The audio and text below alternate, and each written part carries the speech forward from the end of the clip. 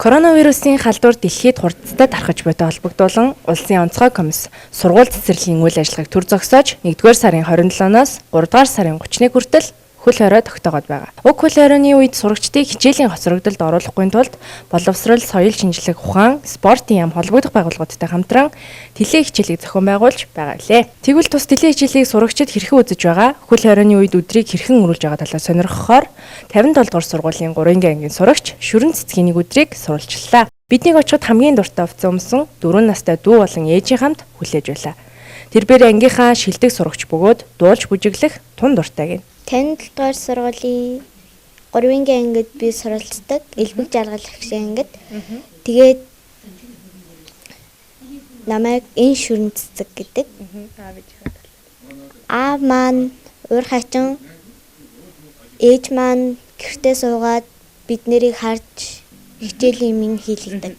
Өглөө босоод гар нүрээ угаагаад ариутгатал шууд өглөөнийхөө цаг уугаад тэгээд 10-аас татал хичээлүүдээ сайн харж агаад өөр муу дэвтэр дээр дандаа хийдэг. Теле хичээл нь хэр ойлгомжтой вэ? Ойлгомжтой гэхээс айгүй гоё хөгжилтэй. Хөгжилтэй даалгавар өгдөг. Гоё амархан хөгжилтэй тийм гоё даалгавар өгдөг. Хамгийн дуртай хичээл дөрслөг орлог. Яагаад дуртай? Ягаад гэвэл гоё ингээд би өнгийн цасаар юм нуулах дуртай. Дандаа ингээд шинжлэх ухаан дэрийн твээр дандаа тийм үздэг.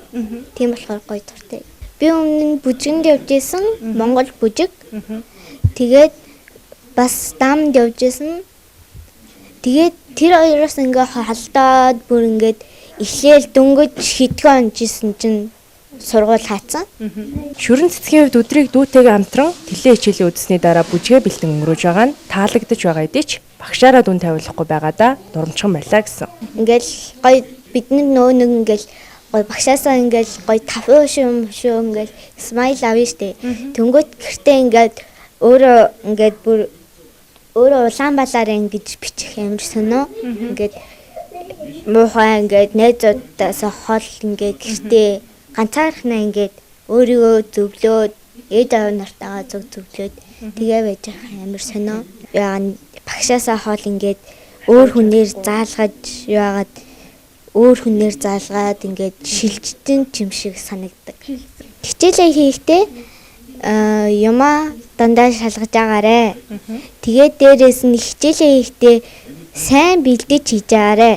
Тэрийг сайн хийхгүй болвол заримдаа алдах жишээ нь байд юм билээ. Сурагчдыг хичээл хоцрогдолд оруулахгүй тулд нийт 402 удаагийн 6355 минутын 40 хичээлийг 170 багш зааж байгаа бөгөөд 13 телевизийн 350 гаруй ажилтан хүч хөдөлмөрөөр шингэн ажиллаж байгаа. Энэ нь ч үр дүнгээ өгч сурагчид сэтгэл хангалуун байгаа нь Шүрэн цэцэг охины ярианаас харагдаж байлаа.